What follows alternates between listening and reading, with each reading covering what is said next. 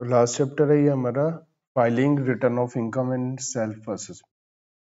तो अभी तक हमने जो पढ़ा वो सब ये कि इनकम कैसे कंप्यूट होगी, लेकिन इनकम कंप्यूट होने के बाद में सेल्फ असेसमेंट होता है इनकम टैक्स एक्ट में। सेल्फ असेसमेंट का मतलब आपको खुद ही अपनी इनकम का पता लगाना है और इनकम टैक्स डिपार्टमेंट को बताना है।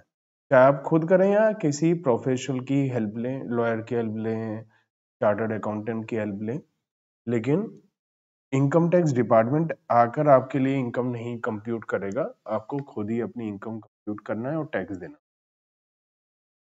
तो जो इनकम टैक्स की आप सारी डिटेल्स उन्हें बताएंगे उसको हम आईटीआर बोल देते हैं, income tax returns. Income tax return एक फॉर्मेट है जहां पर असेसी सारी इंफॉर्मेशन अपनी बताता है कि उसकी कितनी इनकम है और कितना उसने टैक्स गवर्नमेंट को देना है। जो फॉर्मेट है वो CBDT, central board of direct taxes, अलग अलग असेसी के हिसाब से बता देता है। The particular of income under different heads, gross total income, deduction from gross total income tax payable are generally required to furnish the ITR. तो आपको सारी डिटेल पता होनी चाहिए ना, पांचों हेड की कितनी इनकम है आपकी, कौन सी डिडक्शन है, कितनी है टैक्स, ये सब कुछ आता है। In other words, income tax return is a declaration of income and income tax payable by the assessee in a prescribed format. तो कुछ लोगों के लिए कंपलसरी आईटीआर फाइल करना पड़ेगा। कुछ लोगों को मतलब अगर हो सकता है कि आपकी इनकम एग्जम्पशन लिमिट से कम है, आपको कोई टैक्स नहीं देना, लेकिन फिर भी हो सकता है कि आपको आईटीआर फाइल करनी पड़े अगर आप उस दायरे में आते हैं।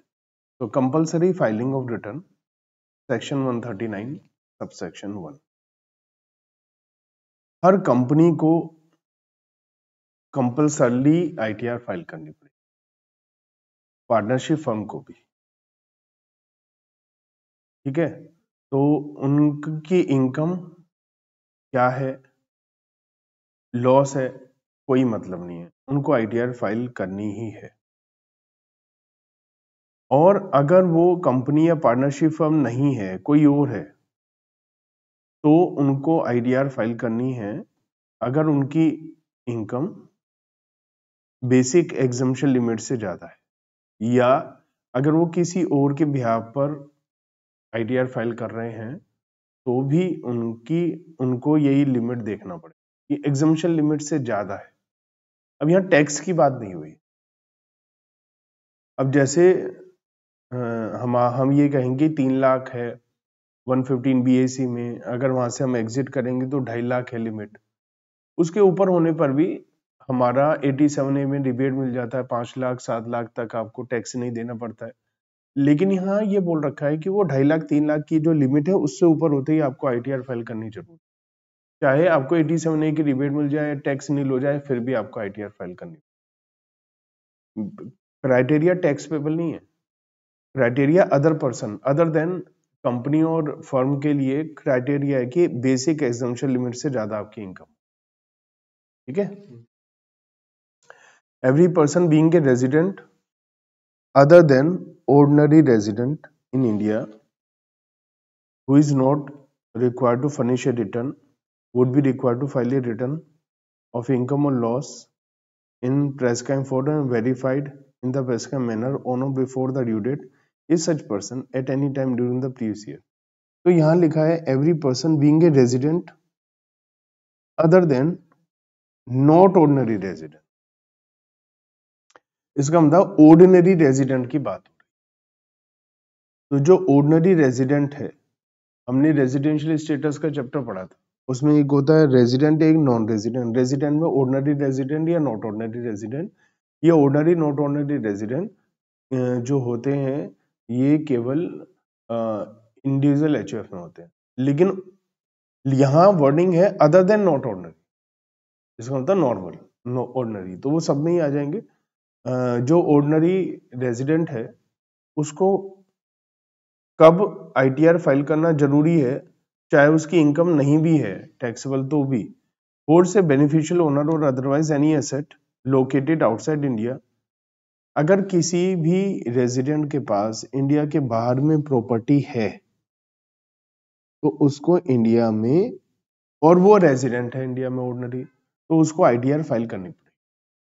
मान लिया आप हैं, आपका यूएसए में एक घर है और आप यहाँ रहते हैं, वो आपने किराए पे दे रखा है, तो क्योंकि आप ऑर्डिनरी रेजिडेंट है तो वो वाली इनकम भी यहाँ टैक्सेबल हो जाएगी आपके लिए, तो इसलिए आईटीआर फाइल करना जरूरी हो जाएगा।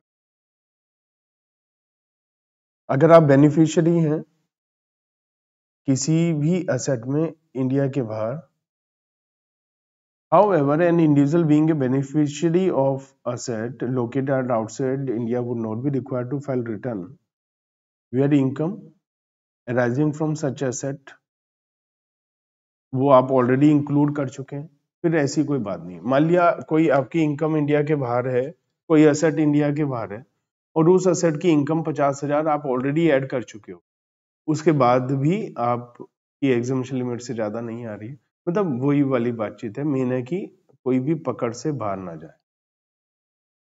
इसके अलावा every person being individual HUF or AOP BOI artificial shall file ITR if total income without allowing deduction under section 80C to A2U and without allowing exemption, capital gain का chapter याद है उसकी है, और exceed the basic exemption limit is required to file a return और income of such another person। तो ये कहना चाह रहे हैं कि अगर आपकी डिडक्शन देने से पहले इनकम अगर बेसिक एग्जम्पशन लिमिट से ज्यादा है तो भी आपको आईटीआर फाइल करनी पड़ेगी। हो सकता है ना आपकी इनकम हो 8 लाख, डिडक्शन देने के बाद रह गई 2 लाख, तो इन्होंने कहा है कि आपकी 8 लाख है ना, तो आपको आईटीआर फाइल करनी पड़ेगी। क्या पता आप जानबूझ के गलत, आप बाद में जब पकड़े जाएंगे तो आप कहेंगे कि हमने तो डिडक्शन दी है, फिर हम वो पूछेंगे डिडक्शन कैसे दिया, वो हो गलती से दे दी है तुमने, तो ये बातचीत ना हो। तो भैया डिडक्शन अगर आपने दी है आईटीआर फाइल करो, एक रिकॉर्ड प्रॉपरली आ जाएगा कि हाँ भाई आईटीआर फाइल करी है, कभी भी खोलना होगा खोल कर देख लेंगे ना। तो 115 BAC में डिफॉल्ट 3 लाख रुपए की लिमिट है, ठीक है, और वहां पर डिडक्शन अवेलेबल है केवल 80CCD2, CCH2 और JJAA, यही एग्जम्पशन लिमिट है ना, और 54, 54B, 54D, 54EC, 54F available है, ठीक है ना। तो इससे पहले देख लेंगे भैया 3 लाख रुपए है या नहीं, है ना। और अगर आप 115 BAC से बाहर आ गए हैं तो 2.5 लाख की लिमिट है ना, और सीनियर सिटीजन के लिए 3 लाख है और सुपर सीनियर सिटीजन के लिए 5 लाख है, तो वो देख लेना पड़ेगा, ये अमाउंट देखनी पड़ेगी, ठीक है। Any person other than company or firm who is not required to furnish ITR under section 139(1) is required to file income tax return अगर उसने 1 करोड़ रुपए या उससे ज्यादा बैंक में करंट अकाउंट में पैसे जमा कर, मतलब आप आईटीआर की हद में नहीं आ रहे हैं, लेकिन आपने 1 साल में आपका करंट अकाउंट है और आप 1 करोड़ रुपए से ज्यादा जमा करा रहे हैं, और आप कह रहे हैं कि आपकी विदाउट डिडक्शन आप एग्जम्पशन लिमिट से ज्यादा इनकम नहीं है और 1 करोड़ रुपए जमा करा रहा है भैया, तो भैया आप आईटीआर फाइल कर दो, ठीक है ना। अगर आपने 2 लाख रुपए खर्च करे हैं, फॉरेन कंट्री में गए हैं, है ना, अगर आप 1 लाख रुपए का इलेक्ट्रिसिटी कंज्यूम कर देते हैं 1 साल में, ठीक है, तो आपको आईटीआर फाइल करनी पड़ेगी। हाँ, सेविंग के लिए अलग से आ जाएगा, आना होगा तो, फिलहाल ये करंट के लिए ही है। सेविंग के लिए जनरली क्या रहता है कि ये माना जाता है 10 लाख से ऊपर हो तो नोटिस आ जाता है कि आप आईटीआर फाइल करिए, बाकी हम देख लेते हैं अभी।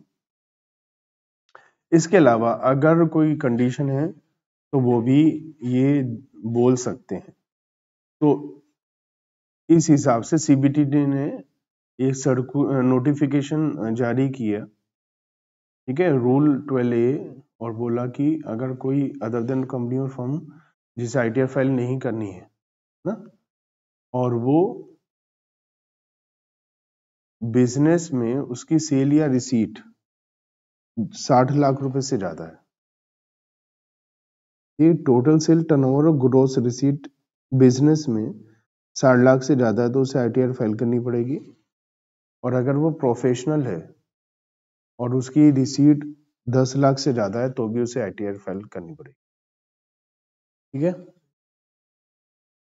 और अगर TDS या TCS 25,000 रुपए या ज्यादा है तो भी उसे ITR फाइल करनी। ठीक है। लेकिन कोई सीनियर सिटीजन है उसे परेशान ना करा जाए, तो उसके लिए TDS वाली अमाउंट 25 की बजाय 50,000 हो जाए, क्योंकि उनकी कई बार हैवी FD होती है बैंक में और वहाँ TDS कट जाता है, तो इसलिए उनके लिए ये बात है। आ गया 50 लाख रुपए अमाउंट आ गई सेविंग की, पहले 10 लाख थी अब 50 लाख। तो 50 लाख रुपए अगर आपके डिपॉजिट हैं एक या इससे ज्यादा सेविंग बैंक अकाउंट में तो भी आपको ITR फाइल करनी पड़ेगी। ठीक है। Meaning of due date, due date का क्या मतलब है, कब आपको ITR फाइल करनी है।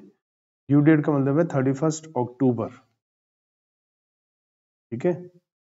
Where the assessee other than assessee refer to in second below, मतलब आपको 31 अक्टूबर तक ITR फाइल करनी है अगर आप कंपनी हैं या अदर देन कंपनी है और आपके अकाउंट ऑडिट होने हैं, या आप पार्टनरशिप फर्म में पार्टनर हैं और पार्टनरशिप फर्म के अकाउंट ऑडिट होने।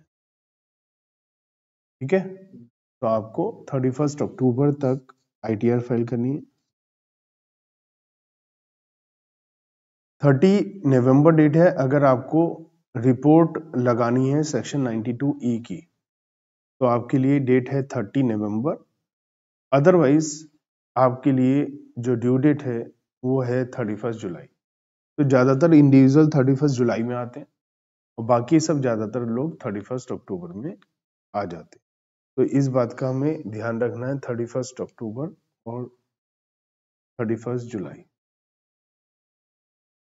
तो ये 30 नवंबर वाला डेट जनरली आपको देखने को कम मिलता है, चांसेस कम रहता है। और इसमें एक रिपोर्ट हमने देखा, चार्टर्ड अकाउंटेंट की रिपोर्ट जाती है इंटरनेशनल ट्रांजैक्शंस। तो अगर वो क्वेश्चन में ऐसा लिखा है तो 30 नवंबर, नहीं तो आपको 31 जुलाई और 31 अक्टूबर ही ज्यादा ध्यान रखनी है। पारस हैं, 55 ईयर्स के हैं, रेजिडेंट है इंडिया में, और उनका इंटरेस्ट 2,88,000 रुपए क्रेडिट हुआ है नॉन रेजिडेंट अकाउंट में। 30,000 रुपए का इंटरेस्ट है FD का SBI में, और उनको 3,000 रुपए की इंटरेस्ट भी आया है ना। तो सारा मिलाकर इनका विदाउट डिडक्शन भी इनका 2.5 लाख, ये क्या पारस को ITR फाइल करनी है। और आपका आंसर में फर्क आएगा क्या कि अगर उनका 3 लाख रुपए ट्रेवल एक्सपेंडिचर हुआ है US में, वो गए। तो हमारे को पता है कि अगर डिडक्शन चैप्टर 6A की 80C से 80U और जो है कैपिटल गेन की एग्जम्पशन 54 वाली सीरीज की, उससे पहले 2.5 लाख 3 लाख उसकी रिजीम के हिसाब से उससे ज्यादा है तो वो टैक्सेबल हो जाएगा। अब हमें ये भी पता है कि RBI के जितना परमिट होता है उस हिसाब से जो नॉन रेजिडेंट एक्सटर्नल अकाउंट है उसमें जो इंटरेस्ट आता है वो एग्जम्प्ट हो जाता है। तो इस वजह से उसकी इनकम ही हमारी केवल 33,000 है। तो ये वाला दायरा तो है नहीं उसका कि उसे ITR फाइल करनी। लेकिन अगर उसने 3 लाख रुपए का ट्रेवल एक्सपेंडिचर किया है, जो हमने पढ़ा था 2 लाख रुपए है, उससे अगर 2 लाख रुपए का खर्चा किया है उसने तो उसे ITR फाइल करनी पड़ेगी। तो 3 लाख रुपए का अगर उसने खर्चा किया है तो उसे ITR फाइल करनी पड़ेगी। ठीक है। अगर इसको हम एज्यूम कर रहे हैं कि ये जो उसको अमाउंट मिला है 2,80,000 रुपए इंटरेस्ट नॉन रेजिडेंट अकाउंट में, वो आरबीआई के थ्रू परमिट है। अगर आरबीआई के थ्रू परमिट नहीं होगा तो वो 2.5 लाख से ऊपर हो जाएगा और उसे टैक्स मतलब आईटीआर फाइल करनी पड़ेगी। क्या होगा अगर आप आईटीआर फाइल नहीं करते? तो सेक्शन 234F आपको कहता है कि जहां पर एक इंसान ने आईटीआर फाइल करनी है लेकिन उसने नहीं करी तो उसे 5,000 रुपए पेनल्टी के देने पड़ेंगे, ठीक है।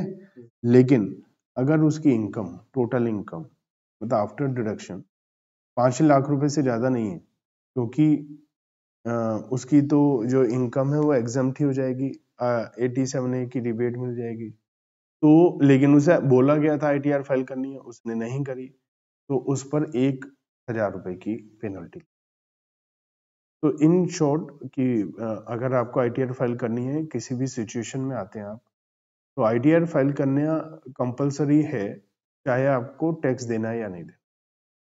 अगर आप नहीं करेंगे और 5 लाख से ऊपर इनकम है तो 5,000 की पेनल्टी है, और अगर 5 लाख तक की इनकम है तो 1,000 रुपए की, 5,000 और 1,000 की पेनल्टी।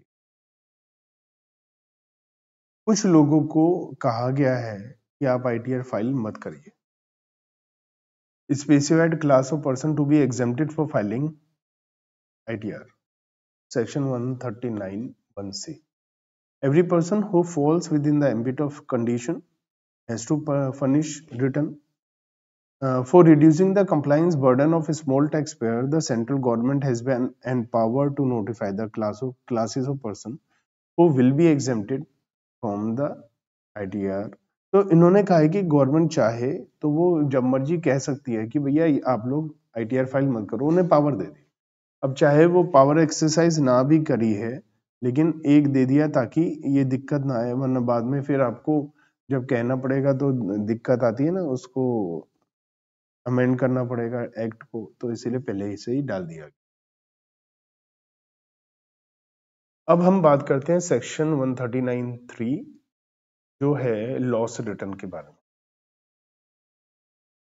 देखिए, हमने जब set of and carry forward of losses के बारे में बात करी थी, तो हमने ये पढ़ा था कि जो हाउस प्रॉपर्टी है उसका जो हाउस प्रॉपर्टी का लॉस होता है वो कैरी फॉरवर्ड हो सकता है इवन आपने आईटीआर फाइल नहीं करी, लेकिन बाकी सबका लॉस तभी आपका कैरी फॉरवर्ड होगा जब आप 139(1) में आईटीआर फाइल करते हैं। तो लॉस रिटर्न को भी आपको फाइल करना पड़ता है ना, वरना आप कैरी फॉरवर्ड नहीं कर पाएंगे। तो 139(3) में आपको आईटीआर फाइल जो करते हैं लॉस वाली, वो सेक्शन 139(3) में आती है। तो ये कहता है कि आपको जैसे प्रॉफिट की, इनकम की आईटीआर फाइल करनी है, वैसे लॉस की भी करनी है 139(1) में, ठीक है। तो बिजनेस लॉस हो, स्पेकुलेशन बिजनेस हो, स्पेसिफाइड बिजनेस लॉस हो, कैपिटल गेन हो या ओनिंग मेंटेनिंग, इन सब के लिए कंपलसरली सेक्शन 80 में लिखा है कि आपको आईटीआर फाइल करनी ही है ना। तो ये मैंडेटरी है ना। लेकिन हमने पढ़ा था सेक्शन 71(b) में कि loss under the head house property और अनएब्सॉर्ब्ड डेप्रिसिएशन के लिए कोई जरूरी नहीं है आईटीआर फाइल करना, लॉस की आप चाहें तो ना करें। A return of loss has to be filed by assessee in his own interest and on receipt of a notice from assessing officer. ना? A return of loss has to be filed by the assessee. ठीक है? उसका अपनी जिम्मेदारी है ये। वो ये नहीं कह सकता है कि मेरे पास तो नोटिस ही नहीं आया तो मैंने रिटर्न फाइल नहीं करी। ये कोई तरीका नहीं है। रिटर्न फाइल तो आपको करनी ही है अपने इंटरेस्ट में, वरना आप मत कैरी फॉरवर्ड करिए लॉस। कभी सपोज आज मेरा बर्थडे है, कल मेरा बर्थडे था, लेकिन कल को आप भूल गए या मुलाकात नहीं हो पाई, आज मिले आप, तो आज क्या कहेंगे आप मुझे? तो अगर ऐसी आईटीआर की डेट निकल गई और याद आया तो फिर आप क्या करेंगे? रिलेटेड रिटर्न फाइल करेंगे। तो belated income tax return file करेंगे और वो आएगी सेक्शन 139(4) में। तो 139(1) में रिटर्न फाइल नहीं कर पाए तो उसे हम बिलेटेड रिटर्न बोलेंगे। लेकिन ये बात थोड़ी ना कि आप मेरे से 6 महीने बाद मिल रहे हैं तो कह रहे हैं belated return, belated happy birthday, तो थोड़ी ना होगा।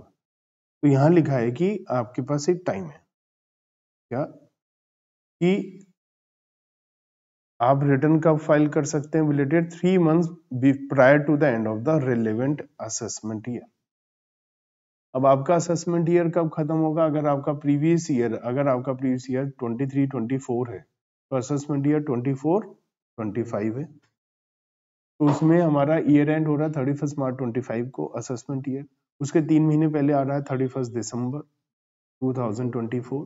तो अगर प्रीवियस ईयर 23-24 है तो, या आप इसे शॉर्टकट में ये कह सकते हैं, प्रीवियस ईयर खत्म होने के बाद आपको 9 महीने का टाइम मिलेगा ना। या ये कह सकते हैं कि अगर आप इंडिविजुअल हैं, 31 जुलाई आपकी लास्ट डेट है तो आपको 5 महीने और मिल जाएंगे। और अगर आप कंपनी या फर्म है तो 31 अक्टूबर है तो आपको 2 महीने और, ठीक है। लेकिन before the completion of assessment which ever is earlier, क्या होता है, मान लिया नोटिस वगैरह आए और असेसमेंट आपका 15 दिसंबर को पूरा हो गया, मतलब इनकम टैक्स डिपार्टमेंट ने एक सेशन 144 बोला था मैंने, बेस्ट जजमेंट असेसमेंट।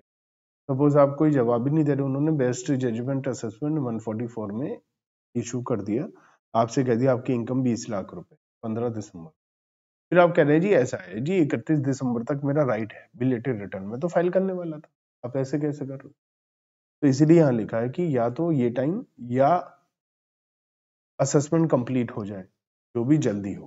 तो अगर असेसमेंट 15 दिसंबर को हो गई तो 15 दिसंबर तक ही आप बिलेटेड रिटर्न फाइल कर सकते थे, उसके बाद नहीं। क्योंकि होता क्या है, बिलेटेड रिटर्न आप मतलब आप पे पेनल्टी लगेगी कि आपने रिटर्न फाइल नहीं करी, आप कहेंगे कि हम तो बिलेटेड रिटर्न फाइल करना है ना। तो वैसे भी belated return 31 December of assessment year के बाद में रिटर्न फाइल नहीं हो पाए, है ना। अब बिलेटेड रिटर्न फाइल करने के फायदे क्या होंगे, ठीक है। The following will be consequences for filing of belated return. assessee will liable to pay interest। 234A में इंटरेस्ट हमने पढ़ा था, किस चीज का था वो, तो जिस दिन फाइल करा उस दिन तक का आपको इंटरेस्ट देना पड़ेगा।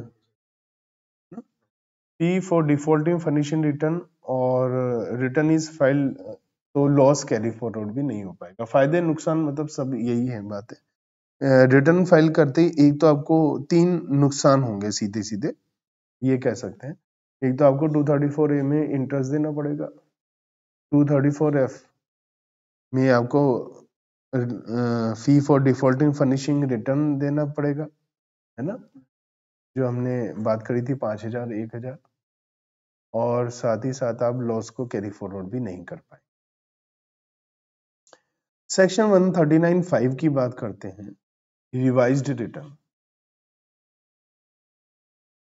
ये रिवाइज्ड रिटर्न है और ये क्या कहती है कि जैसे ही आप रिटर्न रिवाइज करते हैं तो पुरानी रिटर्न की जगह ये ले लेती, जो आपने 139(1) में रिटर्न फाइल करी थी उसी को आप रिवाइज कर सकते। अगर आपने लेट रिटर्न फाइल करी है तो उसे आप रिवाइज नहीं कर सकते, तो पहले लेट कर रहे हो उसके बाद कह रहे हो रिवाइज करेंगे। अब इसमें क्या है, ये कहती है कि जो ओरिजिनल रिटर्न है उसे ये रिप्लेस कर देगी। तो आपको क्या करना है, अगर किसी वजह से कोई इंसान ऐसा है कि 139(1) का टाइम आ गया, ड्यू डेट लास्ट डेट आ गई और कुछ इंफॉर्मेशन नहीं है, और उसे आईटीआर फाइल कर देनी चाहिए अंदाजे से, और फिर उसे रिवाइज कर लेना चाहिए, तो पेनल्टी देने से तो आप बच जाएंगे ना, ठीक है ना। तो इस बात का आपको ध्यान रखना। तो अगर रिवाइज आईटीआर क्या कहता है कि आप अपनी पुरानी रिटर्न 139(1) में जो आपने फाइल करी है, अगर वो रिटर्न आप चाहें तो रिवाइज कर सकते हैं, ठीक है ना। तो अगर लगता है कुछ गलती हो गई आपसे, है ना, तो आप कर सकते हैं, ठीक है, लेकिन belated return can not be filed after 31 December of relevant assessment year. यहाँ पर टाइम क्या है, यहाँ पर भी वही टाइम है जो हमारा बिलेटेड रिटर्न था, लेकिन यहाँ पर 139(4) भी बोल रखा है। तो आप इसका मतलब बिलेटेड रिटर्न को भी रिवाइज कर सकते हैं। पहले तो नहीं था ये, बिलेटेड रिटर्न को भी आप रिवाइज कर सकते हैं, ठीक है। अब क्या होगा अगर आप रिवाइज रिटर्न फाइल करेंगे तो क्या होगा, रिवाइज रिटर्न ओरिजिनल की सब्स्टिट्यूट बन जाएगी, ओरिजिनल रिटर्न खत्म हो जाएगी, ठीक है। और हम ये मानेंगे कि रिवाइज रिटर्न उस दिन फाइल करी थी जिस दिन ओरिजिनल रिटर्न फाइल करी, ठीक है ना। लेकिन असेसमेंट कंप्लीट होने से पहले ही आप कर सकते हैं और 31 दिसंबर से अभी कर सकते हैं, बाद नहीं। मिस्टर एक्स है एग्जांपल नंबर 2 में, इन्होंने सबमिट करी है अपनी आईटीआर। मिस्टर एक्स इंडिविजुअल है, तो बाय डिफॉल्ट अगर कुछ नहीं दिया है अनटिल अनलेस कि वो एक ऐसी पार्टनरशिप फर्म में पार्टनर है जिनको टैक्स ऑडिट कराना है, तो इनके लिए जो डेट रहेगी 31 जुलाई रहेगी। लेकिन ये ऑलरेडी लेट है, इन्होंने लेट जमा कराई है 12 सितंबर को ना। सैलरी इनकम है, हाउस प्रॉपर्टी है, बैंक इंटरेस्ट है। तो ये जो रिटर्न फाइल करी है इन्होंने, ये 139(4) में रिटर्न फाइल करी है, बिलेटेड रिटर्न, है ना। अब 21 दिसंबर को इन्हें लगा कि यार इन्होंने तो 80 ईटीए की डिडक्शन ही क्लेम नहीं करी इंटरेस्ट इनकम, है ना, सेविंग अकाउंट पर। तो इन्होंने रिवाइज रिटर्न करी है 21 दिसंबर को, ठीक है। तो अब 21 दिसंबर जो है, दिसंबर का टाइम पीरियड आपको अलाउड है ना। तो यहाँ पर लिखा है साफ साफ कि आप रिवाइज कर सकते हैं, ठीक है। तो ये रिवाइज कर सकते हैं क्योंकि दिसंबर का टाइम है। आगे लिखा है क्या, ये आंसर आपका अलग होता अगर ये 21 मार्च 2025 को रिवाइज करना चाहते हैं तो उसके बाद रिवाइज नहीं कर सकते। तो ये 21 मार्च को रिवाइज नहीं कर सकते हैं, 31 दिसंबर के बाद में रिवीजन नहीं हो पाए। एग्जाम्पल नंबर 3, हमें बताना है कि क्या रिटर्न को रिवाइज किया जा सकता है। बिलेटेड रिटर्न बिल्कुल किया जा सकता है। Return already revised under section 139(5), ठीक है। तो बिल्कुल, क्योंकि जो बोला गया था कि जो रिवाइज रिटर्न है वो ओरिजिनल रिटर्न का जगह ले लेती, तो a return revised earlier can be revise again ना, तो उसमें कोई दिक्कत नहीं है, आप दोबारा भी कर सकते हैं, जितनी बार मर्जी आप रिवाइज करिए, कोई दिक्कत नहीं है, टाइम लिमिट के अंदर अंदर हो।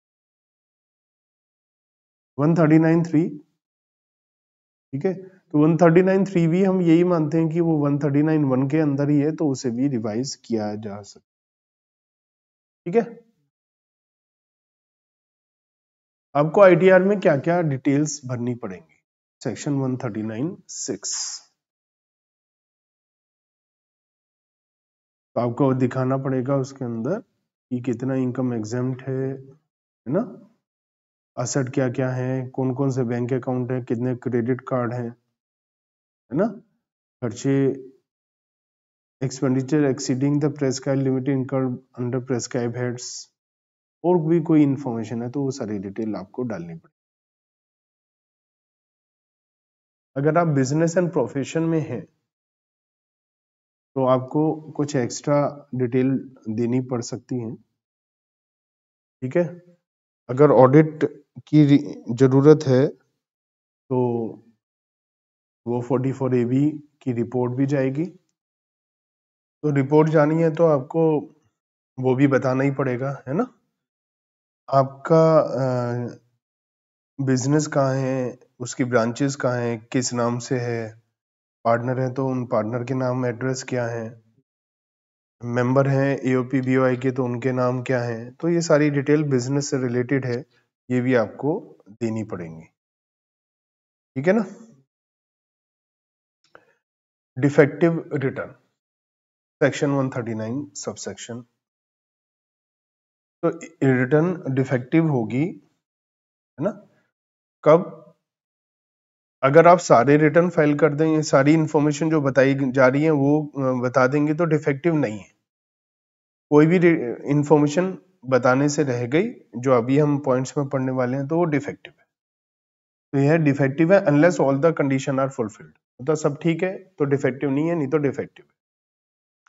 आपको सारे annexure statement column file ITR में डालने लिखने पड़ेंगे, है ना, खाली नहीं छोड़ सकते आप। तो जो नहीं है नॉट एप्लीकेबल आ जाएगा, है ना, खाली नहीं छोड़ेंगे आप।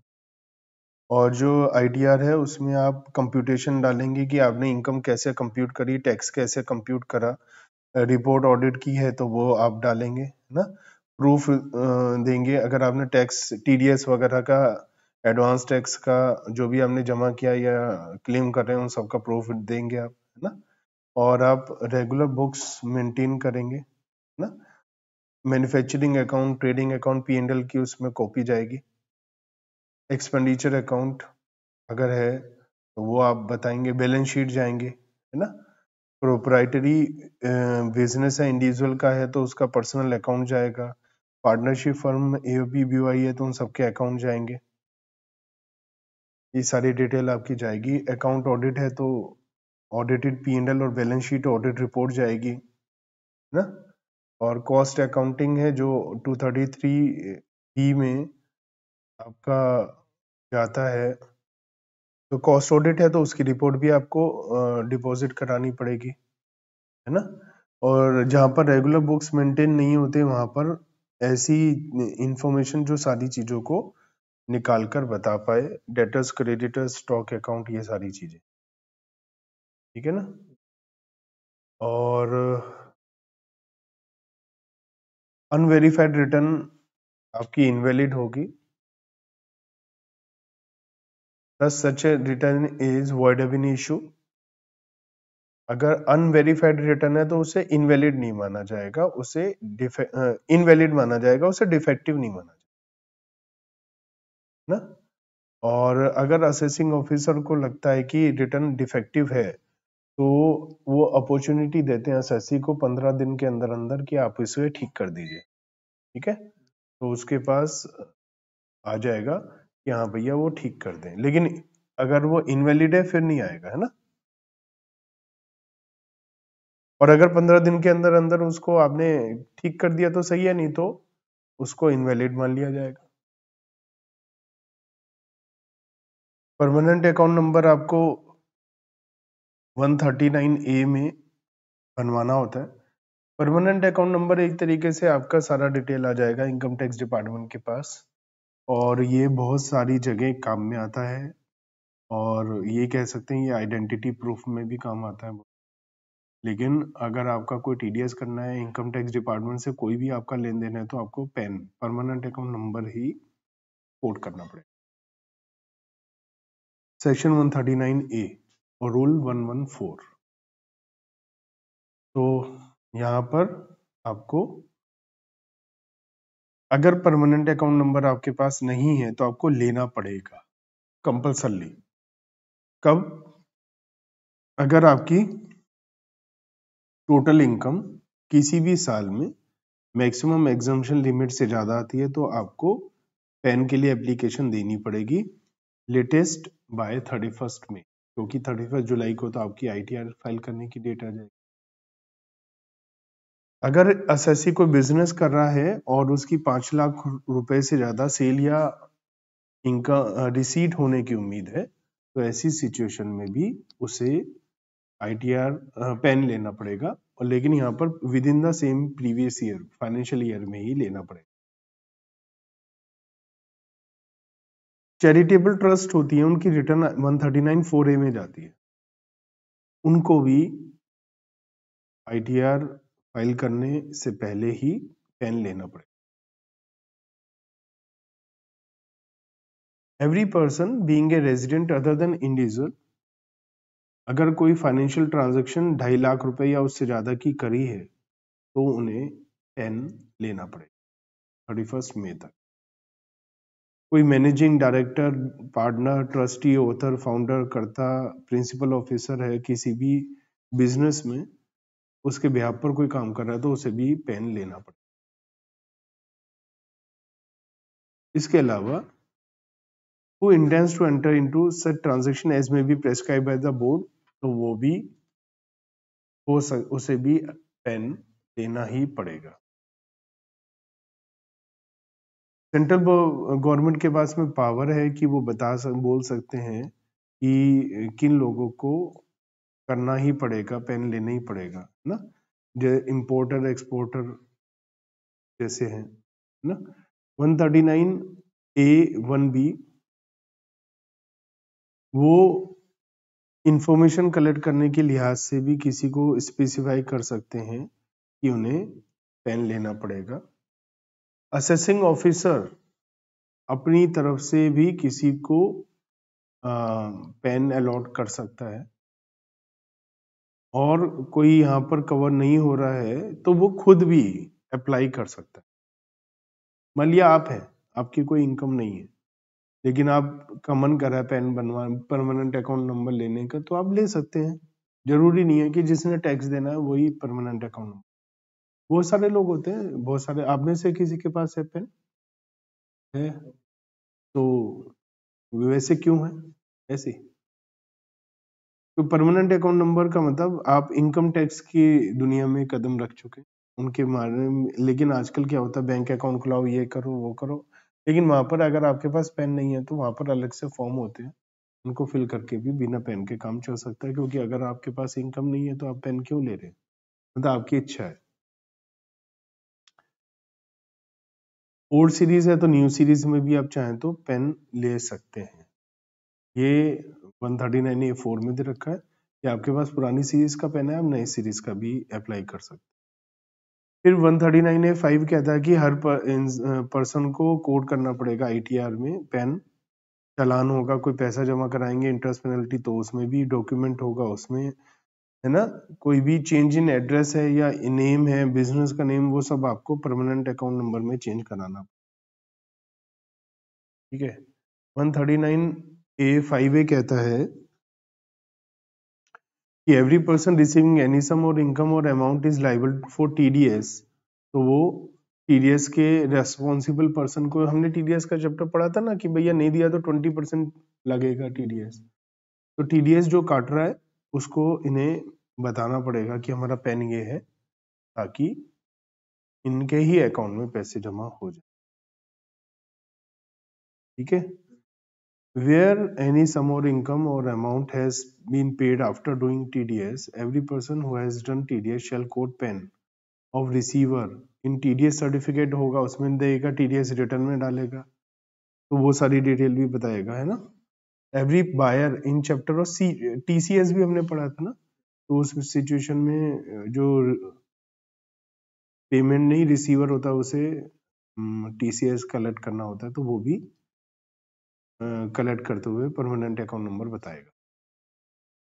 TCS कलेक्ट करने के बाद वो भी सभी सर्टिफिकेट और रिटर्न में पेन बताएगा सेलर का। Every person who is required to quote his pen and who has not been allotted pen but possesses the Aadhaar number must quote his Aadhaar number in lieu of pen, ठीक है। और who has been allotted pen and who has intimated his Aadhaar as per must quote Aadhaar in lieu of pen। तो कहने का मतलब यह है कि अगर हर इंसान जिसके पास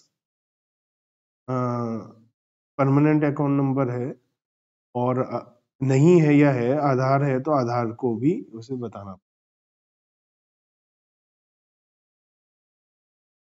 इसके अलावा यही सारी बातचीत और बता रखी है कि परमानेंट अकाउंट नंबर यहाँ पर कोड करना है, वहां कोड करना है, ये सारी बातचीत यहाँ बता रखी। तो हर एक पर्सन यहाँ पर, अब देखो जैसे आप सेल परचेस करते हैं मोटर व्हीकल, तो वहां पर TCS भी था, हमने पढ़ा था ना।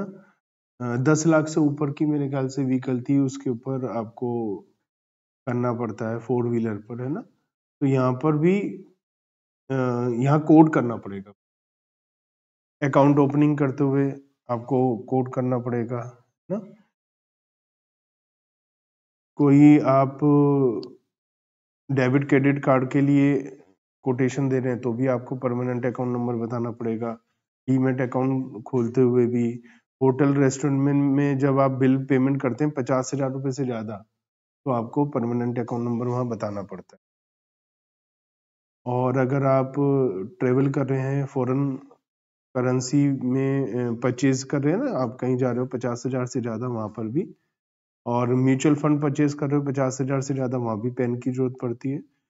और अगर आप डिवेंचर खरीद रहे हो 50,000 से ज्यादा, बॉन्ड खरीद रहे हो 50,000 से ज्यादा, तो यहाँ हर जगह आपको पेन बताना पड़ता है। आप बैंक में या पोस्ट ऑफिस में 50,000 से ज्यादा पैसा एक दिन में जमा करा रहे हो, पेन बताना पड़ेगा आपको वहां पर। बैंक ड्राफ्ट पे ऑर्डर बनवा रहे हो 50,000 से ज्यादा, वहां पर भी आपको पेन बताना पड़ेगा। अगर आप एफडी करा रहे हैं 50,000 से ज्यादा, या aggregate to more than 5 lakh during a financial year, एक एफडी 50,000 से ज्यादा या पूरे साल में 5 लाख से ज्यादा है, तो भी आपको वहां पर पेन बताना पड़ेगा। और इसके अलावा आप इंश्योरेंस पॉलिसी लेते हैं, payment for one or more prepaid payment instruments. Prepaid payment instruments होते हैं, जैसे आप जा रहे हैं ना कहीं पर, बैंक ड्राफ्ट पे ऑर्डर टाइप के, तो वो 50,000 से ज्यादा है, वो एक अलग बात भी आई थी। लाइफ इंश्योरेंस पॉलिसी है, 50,000 से ज्यादा पेमेंट है, उसके लिए भी आपको कोड करना पड़ेगा। सिक्योरिटी सेल परचेज कर रहे हैं 1 लाख रुपए से ज्यादा per transaction, shares note listed हैं उसमें भी 1 लाख है, इमूवेबल प्रॉपर्टी 10 लाख रुपए या उससे ज्यादा है तो आपको पेन देना पड़ेगा। और सेल और purchase of any by any person of goods और सर्विसेज जो है वो भी है 2 लाख रुपए से ज्यादा है तो पेन बता। माइनर अपने पेरेंट या गार्जियन का पेन बता देगा अगर वो कोई ट्रांजैक्शन, अगर उसका अपना पेन नहीं है। आधार नंबर कब कोड करना है, section 139AA, mandatory coating of Aadhaar. So every person who is eligible to obtain Aadhaar number is required to mandatory code Aadhaar number. अगर वो परमानेंट अकाउंट नंबर के लिए एप्लीकेशन देगा कि मुझे परमानेंट अकाउंट नंबर बनवाना है ना, तो उसे आधार नंबर बताना ही पड़ेगा, और आईटीआर में भी आधार नंबर बताना ही है। ठीक है। अगर आधार नंबर नहीं है लेकिन आपने बनाने के लिए दे दिया, तो आपको क्या मिला होगा, एक एनरोलमेंट आईडी मिली होगी। तो अगर आपके पास आधार नहीं है तो एनरोलमेंट आईडी आपको देनी पड़ेगी। ठीक है। और जो आपको every person who has been allotted permanent account number as on 1 July 2017 and who is eligible to obtain Aadhaar number shall intimate his Aadhaar number on or before 31st March 2022। ये date आई थी, last date. ये आपको आपके पास already अगर pen है तो आपको अपना आधार नंबर भी लिंक कराना है पेन से। अगर आपने नहीं बताया तो क्या होगा, तो if a person fails to intimate the Aadhaar number allotted to sir shall be inoperative, PAN बेकार हो जाएगा, फिर वो आपको नया पेन बनाना पड़ेगा, है ना। गवर्नमेंट चाहे तो किसी क्लास और क्लास ऑफ पर्सन को कह सकती है कि आपको जरूरत नहीं है। अब ये है कि if a person who has been allotted PAN on 1 July 17 और उसे इंटीमेट करना है, उसने इंटीमेट नहीं किया तो उस पर 1,000 रुपए की पेनल्टी भी लगेगी। ठीक है।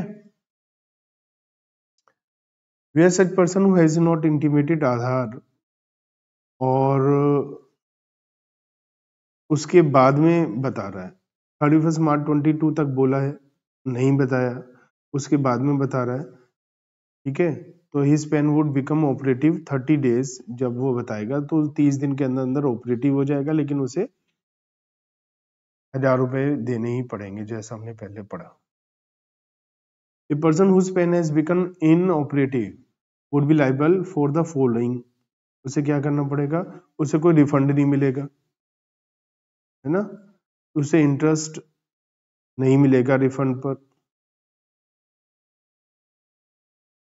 जहां पर टीडीएस कटना है वो हायर रेट पे कटेगा क्योंकि पेन इनऑपरेटिव हो गया है, और टीसीएस भी हायर रेट पर कलेक्ट होगा।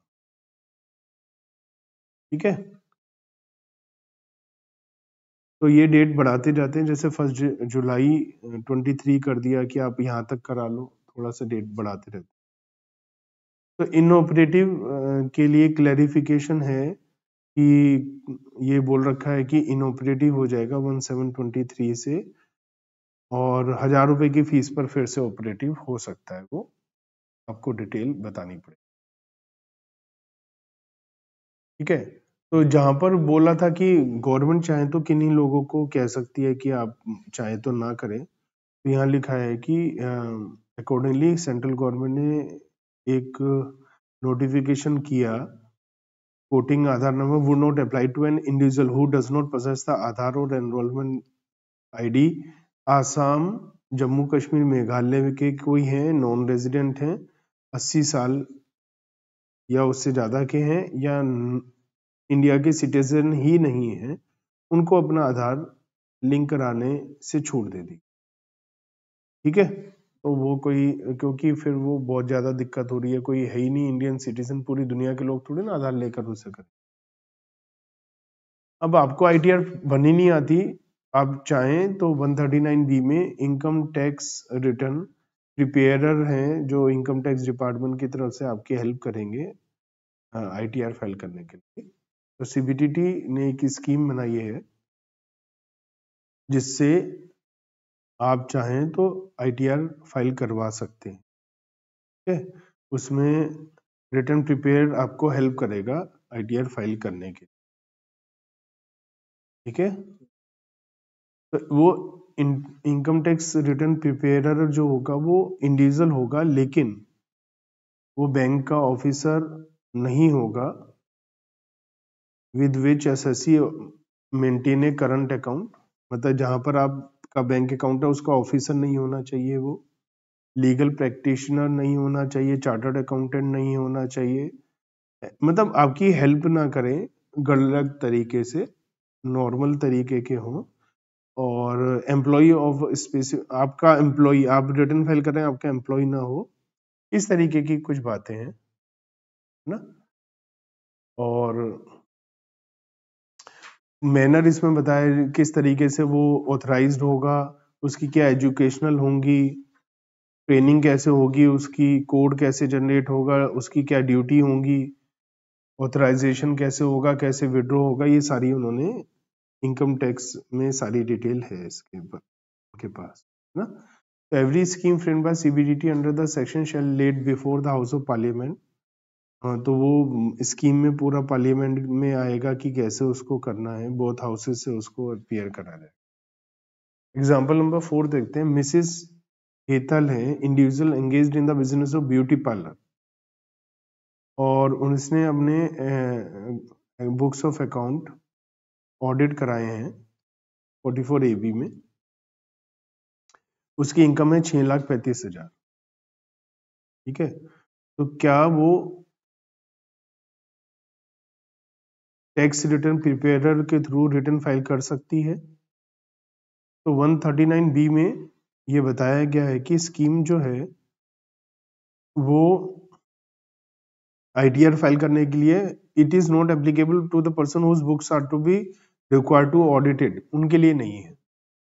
Therefore Mrs Hetal can not file. भैया वो तो सब कुछ हो रहा है, ऑडिट हो रहा है, तो आपको उसकी जरूरत क्या, वो तो ऐसे लोगों के लिए जो छोटे हैं, जिनको दिक्कत है, उन सब के लिए है ना ये तो।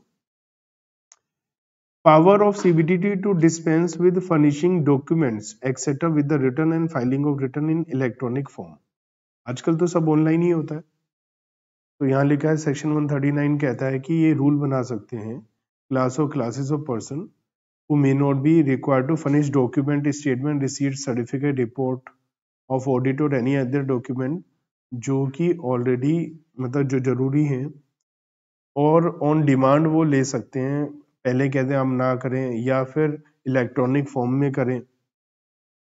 139B में है कि वो कह सकते हैं कि आप इलेक्ट्रॉनिक ऑनलाइन ही जमा करो सारी चीजें, है ना। उसका फॉर्म क्या होगा, डॉक्यूमेंट स्टेटमेंट इलेक्ट्रॉनिक फॉर्म में आप कैसे करेंगे, सारी चीजें वो खुद ही बोल सकते कि भैया ऑनलाइन करो, ठीक है। अब verification of income tax return section 140, तो इंडिविजुअल होगा तो वो खुद वेरीफाई कर सकता है ना।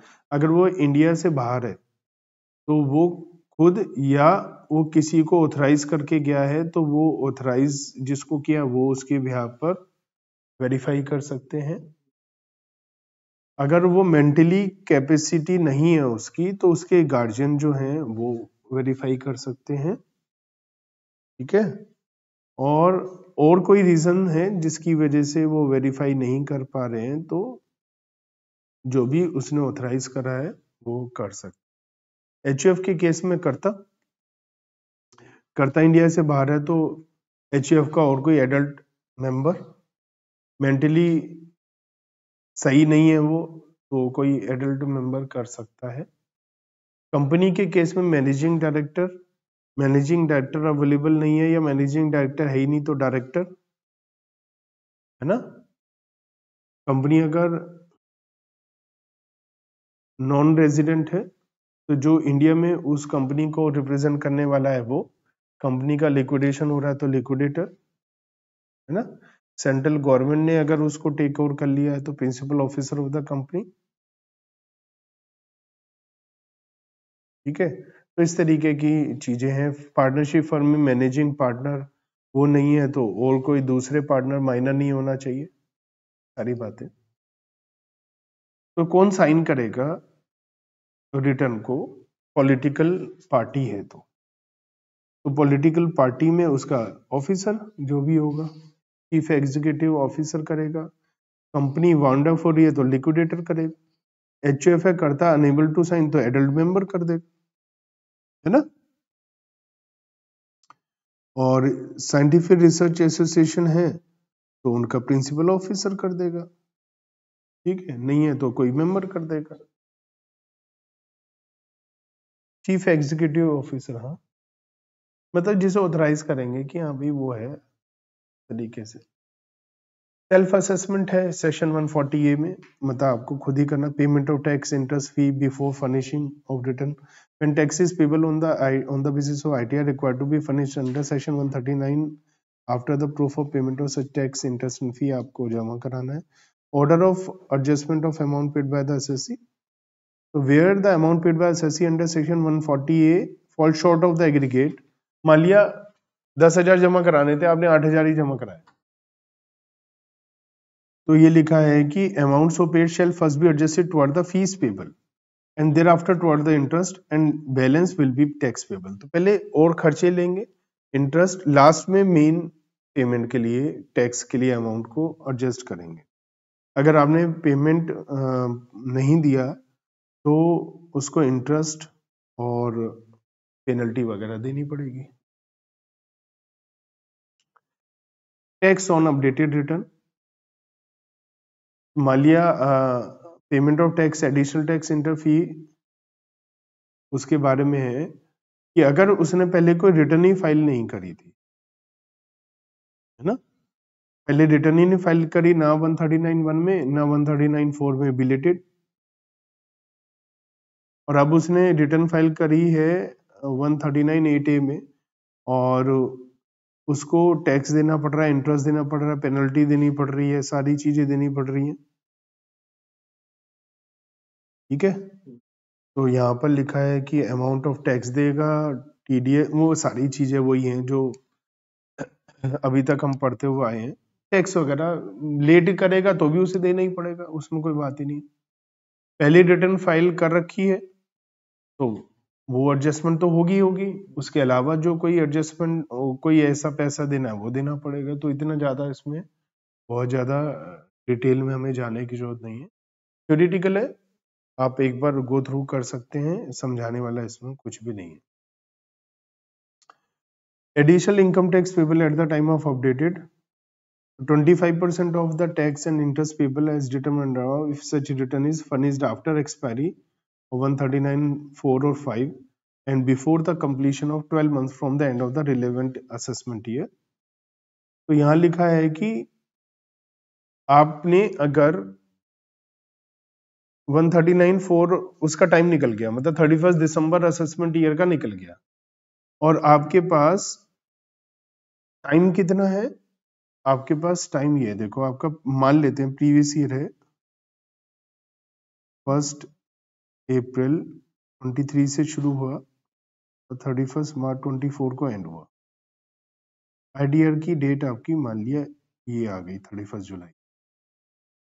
लेट रिटर्न आप 31 दिसंबर तक कर सकते हो।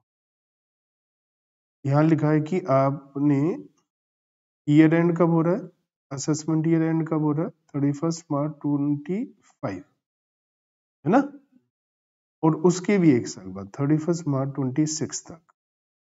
अगर आपने 12 महीने and of the relevant assessment year तक आपने जमा किया तो आपको 25% और देना पड़ेगा एक्स्ट्रा, और अगर उसके भी बाद में किया तो 50% आपको और देना।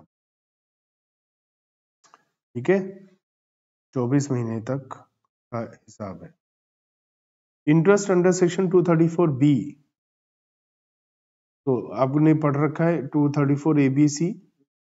तो in case where an earlier return has been furnished, interest payable under section 234B has to be computed on the assessed tax और एज द केस में the amount by which the advance tax fall short.